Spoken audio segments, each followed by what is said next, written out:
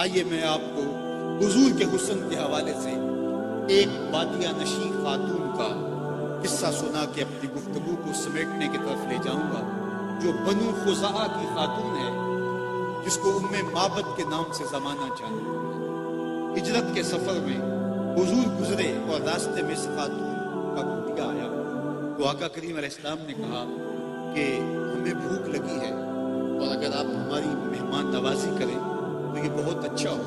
اس خاتون نے کہا کہ لو عندنا شیء ما عاوزکم الکرا، ہم دیہاتی اور پہاڑی لوگ ہیں اور ہمارے ہاں اگر کوئی مہمان آ جائے تو ہم اس کی خدمت میں کسر نہیں چھوڑتے، لیکن افسوس یہ ہے کہ اس وقت ہمارے گھر میں آپ کو پیش کرنے کے لیے کچھ بھی نہیں۔ ایک لاغر اور کمزور سی بکری بندی تھی۔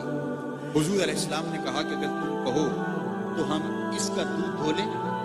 اس نے کہا کہ دودھ تو دور کی بات ہے، اس کی ہڈیوں میں کھودا بھی نہیں، ریوڑ کے ساتھ چل کر چلنے کے لیے بھی نہیں جا سکی، اس لیے اس کو گھر چھوڑ دیا گیا ہے۔ حضور علیہ السلام نے فرمایا اگر تم کہو تو ہم اس کا دودھ دھو لیں۔ اس نے کہا کہ مجھے کیا اعتراض ہو سکتا ہے، میں تو بتایا ہے کہ یہ کھیری میں دودھ کیا ہڈیوں میں کھودا بھی نہیں رکھتی، لیکن اگر آپ دودھ دھوتے ہیں تو مجھے کیا اعتراض ہے۔ حضرت ابوبکر صدیق رضی اللہ تعالیٰ عنہ آگے بڑھے، اس بکری کو کھولا اور حضور کے قریب لائے۔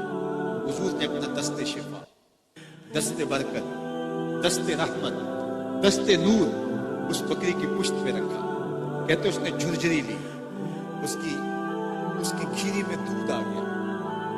فرمایا کوئی برتن لاؤ، اس نے چھوٹا سا ایک برتن پیش کیا، بکری کا دودھ کتنا ہوتا ہے، حضور نے دودھ دھویا تو وہ برتن بھر گیا۔ کہا اور برتن لاؤ، وہ اور برتن پیش کرتی ہے، حتیٰ کہ ام معبد کے گھر کی تھالیاں بھی دودھ سے بھر گئی۔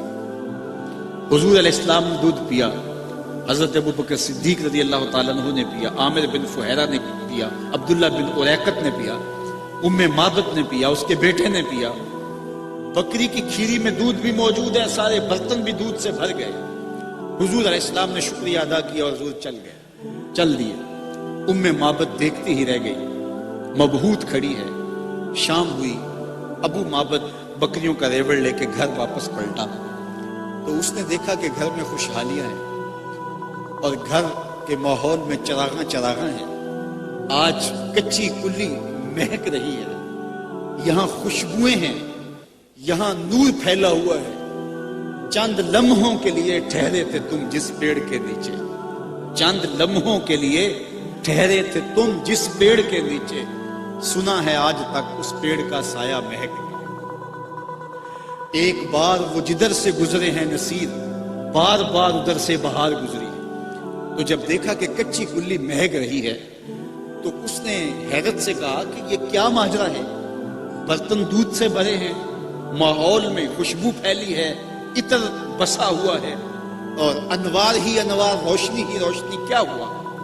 تو ام معبد نے اپنے شوہر ابو معبد سے کہا کہ تھوڑی دیر قبل ہمارے گھر میں ایک مبارک شخص آیا تھا، چونکہ اس نے حضور کا نام پوچھا نہیں تھا، نہ اسے پوچھنا یاد رہا، تو اس نے اپنے طور پہ حضور کا نام رکھ لیا مبارک۔ اس نے کہا ہمارے گھر کے اندر ایک مبارک شخص آیا تھا، یہ ساری برکتیں اس کے دم سے ہیں۔ ابو معبد نے کہا کہ اس مبارک شخص کا کوئی نقشہ بتا سکتی ہو؟ تو ام معبد نے حضور کا حلیہ بیان کیا۔ وہ بادیہ نشین خاتون، وہ جنگل میں رہنے والی، وہ پہاڑ کے ایک ٹیلے پہ بسنے والی، اس کی فصاحت دیکھیے، اس کی بلاغت دیکھیے۔ میں اس کے کچھ جملے آپ کے سامنے رکھنا چاہتا ہوں اور آج کی اس گفتگو کو اختتام کی طرف لے جانا چاہتا ہوں۔ ام معبد نے کہا رأیت رجلا ظاہر الوضاء، میں نے ایک ایسا شخص دیکھا کہ جس کا چہرہ چمک رہا تھا، ایک ایسا شخص دیکھا کہ جس کا چہرہ چمک رہا تھا، ملیح الوجہ، اس کا حسن نمکین تھا۔ یہ آپ پہلے بھی سن چکے، حضور کا حسن نمکین تھا۔